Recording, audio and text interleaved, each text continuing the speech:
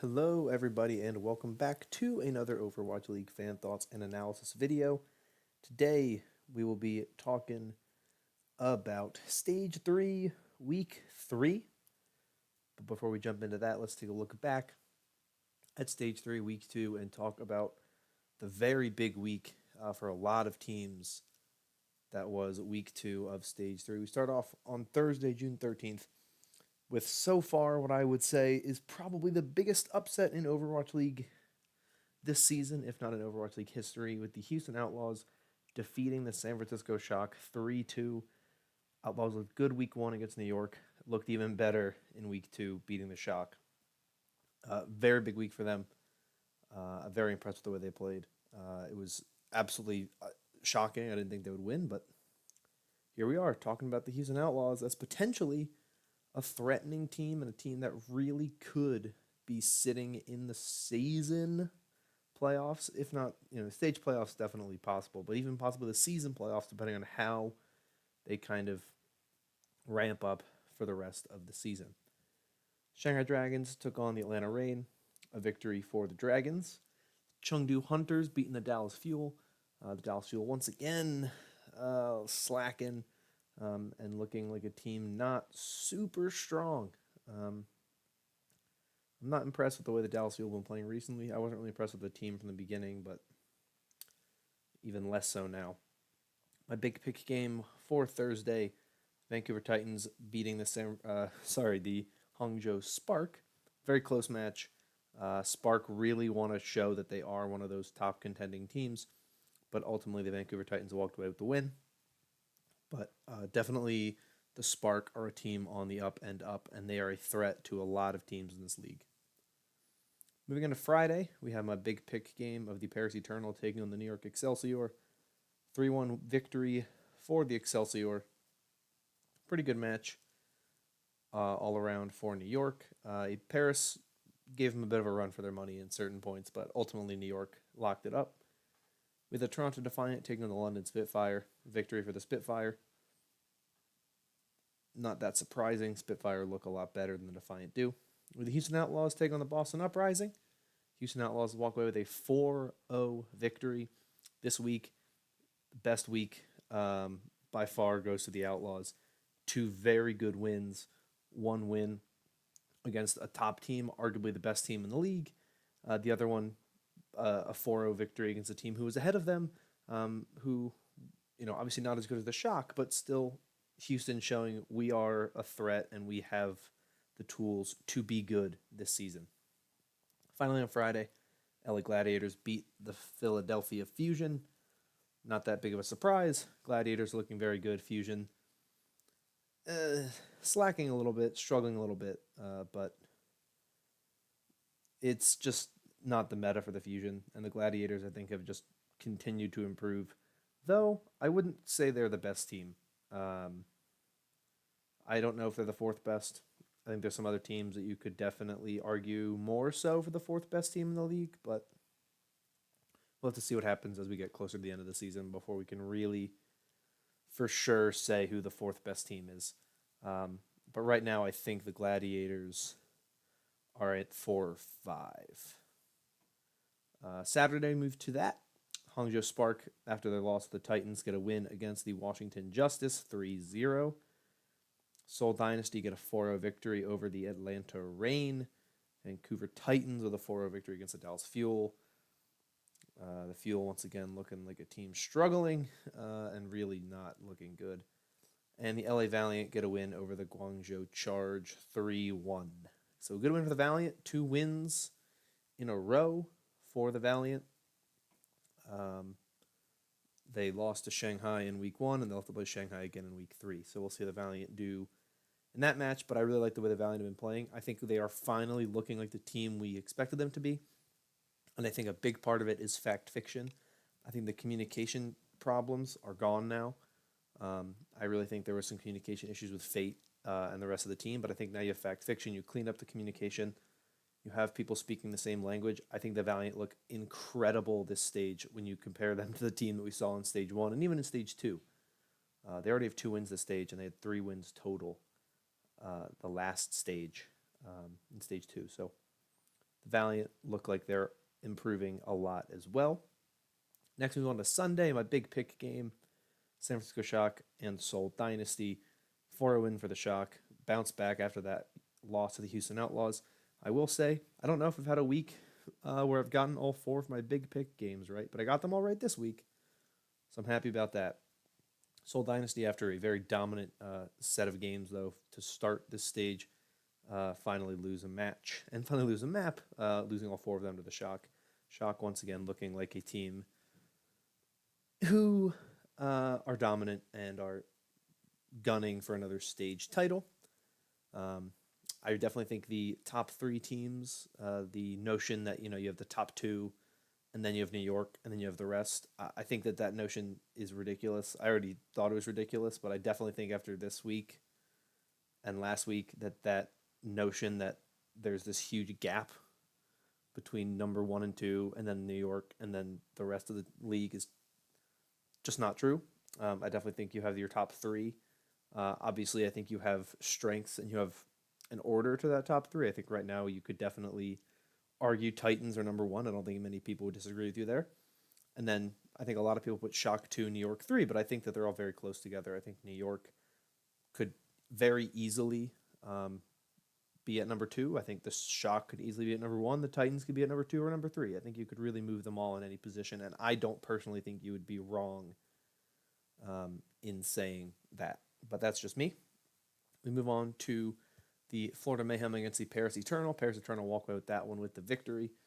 Florida Mayhem, though they've made changes, still not looking great. I think Hex pointed it out on the Watchpoint post show that it does not look very connected between Fate and Saya Player. They don't look like they're playing very well together, not communicating very well. Obviously, Fate's a new player, so that could have something to do with that. But it's interesting, and they're a team that I think they still have more changes planned, as Bare Hands has confirmed in the past. So we'll see what happens with this Mayhem squad, but this isn't their season. I think they've realized that at this point in time. They're just going to build for the future.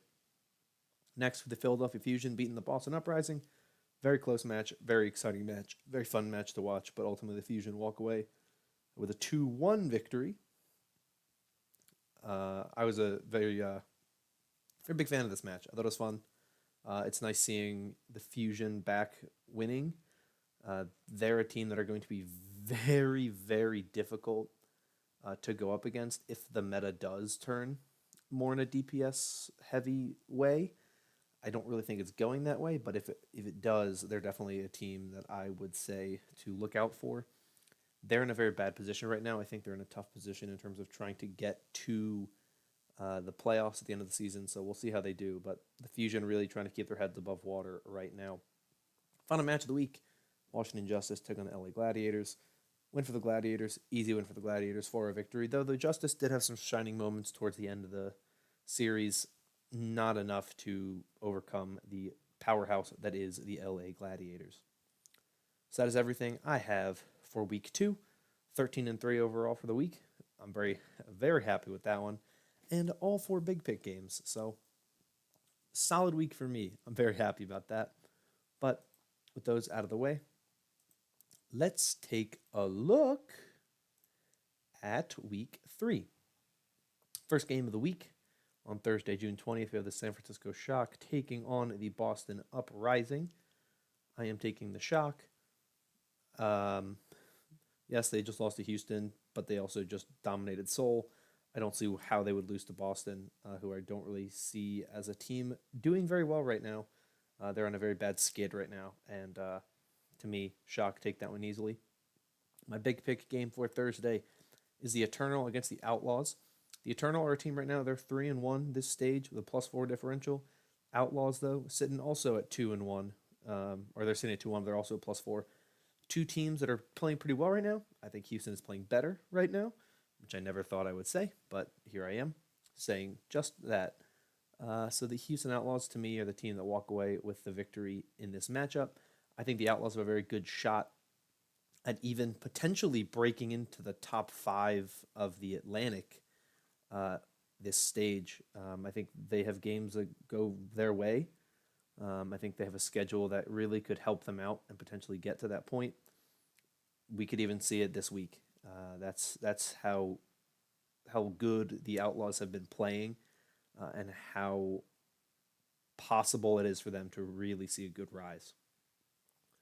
The Spark taking on the Fuel. I think it's a pretty one-sided affair in my opinion. I think the Spark take that one pretty easily.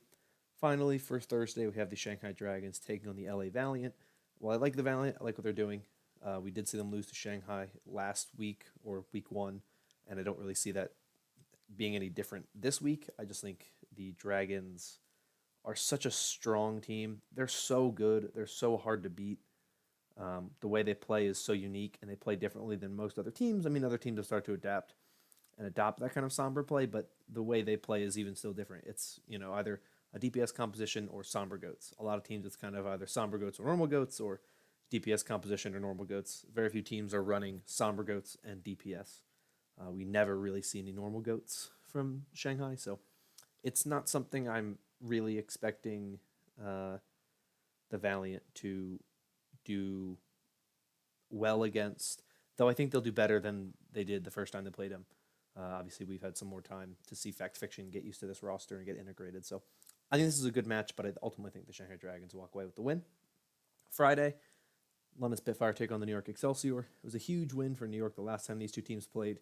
Sabiobi went off, played very well on that Sombra against Spitfire. I don't think it's a 4-0 this time, though I could be wrong. It definitely could be a 4-0 again, but I don't think Sabiobi has his way in the same fashion that he did the last time they played.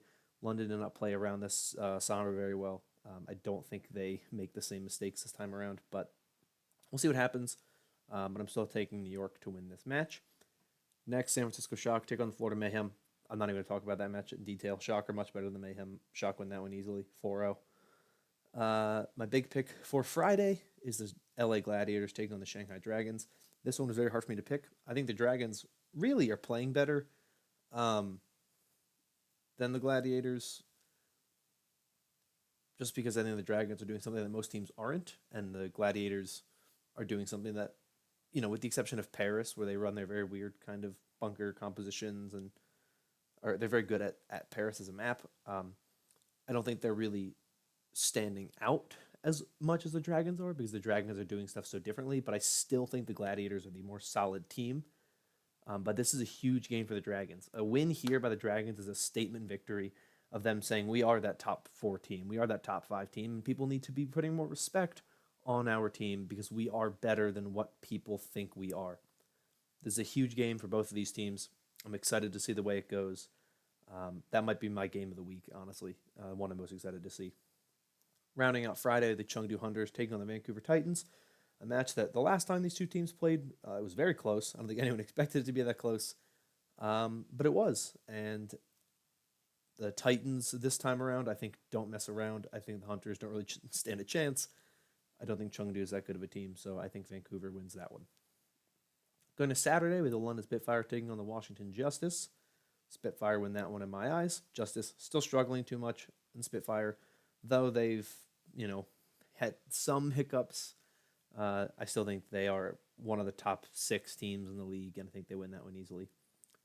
Fusion and Reign, almost picked this one as my big pick game. This is a very close game in my eyes, but the Fusion, I think, right now are still looking slightly better than the Reign, though the Reign are looking decent. They've actually been impressive, I think, in the past, couple weeks, and then even the stages before that. Obviously, they had 2 wins over New York. Those are 2 pretty big wins. But the Fusion, I still think, are a little bit better than the Reign are. Reign are a little too inconsistent, so I am taking the Fusion for this one.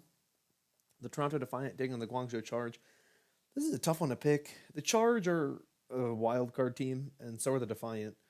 Ultimately, I think the Defiant are still looking slightly better.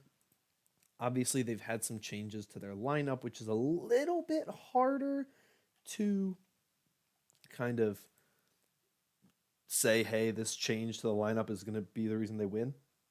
It's a very close series, I think. But I think the Defiant have had some pretty good moments. I think they've had some good games. So this is a tough one. Honestly, this is probably the pick that I'm the least confident in. But I think right now the Defiant are still looking slightly better than the Charge.